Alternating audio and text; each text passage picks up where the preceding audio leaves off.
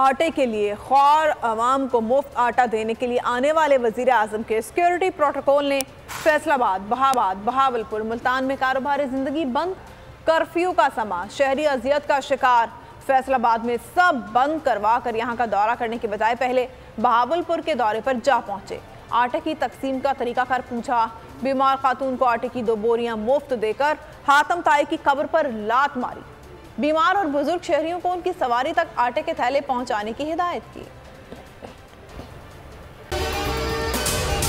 अगर आपको ये वीडियो पसंद आई है तो हमारे चैनल को सब्सक्राइब करें और बेल आइकन को प्रेस करें।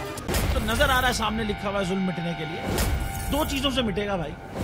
एक, अदल की कुर्सी पे जो लोग बैठते हैं ना, वो अदल के हिसाब से फैसले करने लगे।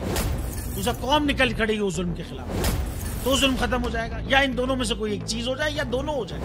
अगर 420 का मुकदमा था, उस वक्त अदलिया में जो लोग बैठे हुए केस देख रहे थे वो पूछते ना, यार चीट हुआ कौन है।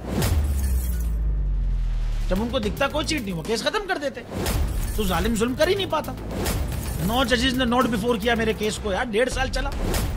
शख्सी जमानत का केस, सेम केस इस्लामाबाद में कर दिया। एक ही इल्जाम पे 2 केस हो नहीं सकते भाई। मतलब 60 दिन का वक्त होता है। 102 दिन के बाद मैं जीत गया, केस बरी हो गया। 102 दिन के बाद अपील फाइल की, एक्सेप्ट कर ली। नहीं करते ना एक्सेप्ट, खत्म हो जाता ना जुल्म यार। भरी अदालत में मुझे बरी कर दिया, फिर पता नहीं क्या हुआ 2.5 घंटे बाद का नोट बिफोर। मैं नहीं सुनता ये केस, खड़े रहते अपने फैसले पे, मिट जाता जुल्म। अल्लाह ताला ने बिठाया इन कुर्सियों पे इनको यार, ये अल्लाह ताला की तरफ से फैसले करने हैं। तो या तो ये फैसले आएंगे, जुल्म मिट जाएगा, या कौम खड़ी हो जाएगी जुल्म के खिलाफ।